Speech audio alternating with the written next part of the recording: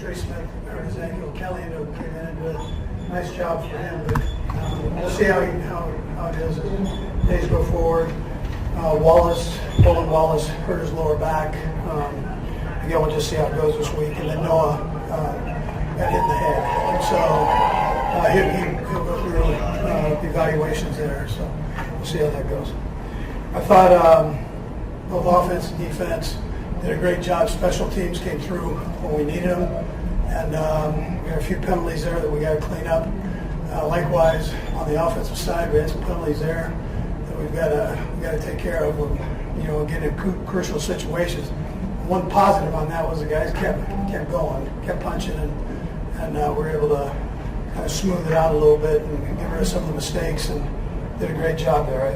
I thought Spags had a nice plan defensively against one of the best offenses in the National Football League, one of the top offenses, and then Nags had a phenomenal plan.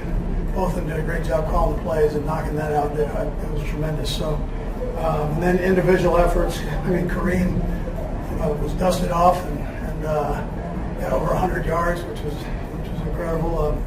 I'm proud of him for that. Rice, over 100 yards, 41 yards. 2-point conversion was huge there. Kelce had a big day with some big catches there. And then Pat was on fire for a 300-yard game. So Xavier, likewise, played his tail off out there. He had a little bit of a sore ankle, and he just battled through it. Did a nice job. And then defensively,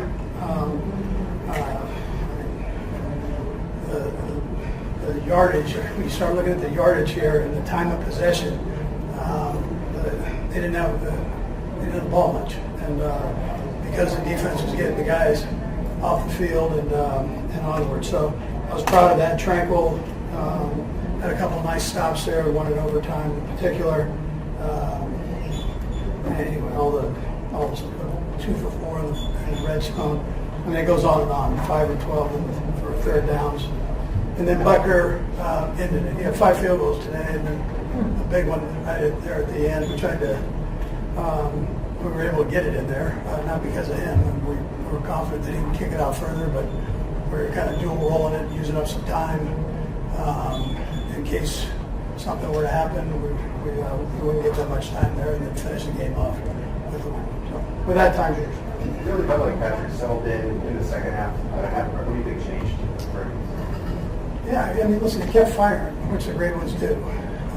Nags dialed up some stuff, and I thought just right in his wheelhouse, and he did a great job with all that.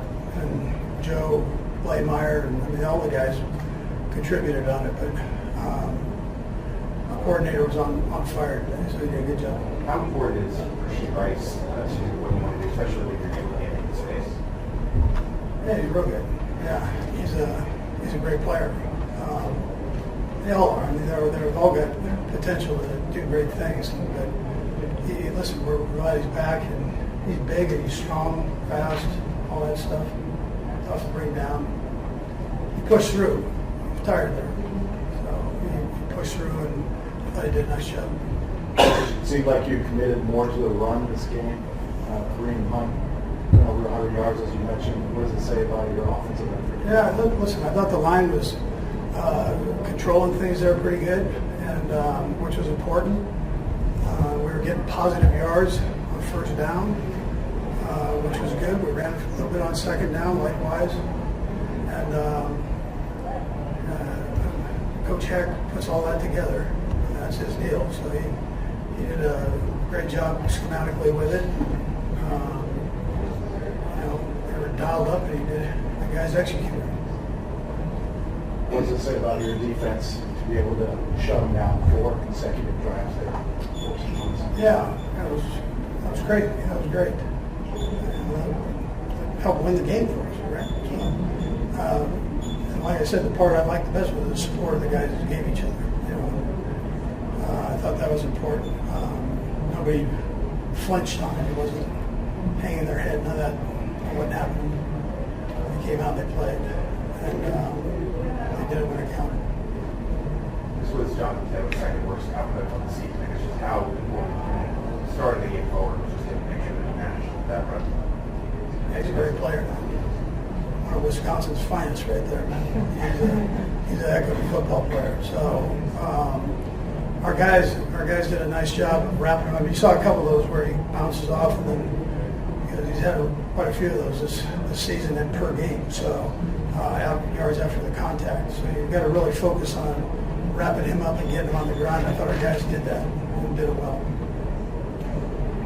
Coach, your team seemed to play with a few injuries today. They played through it.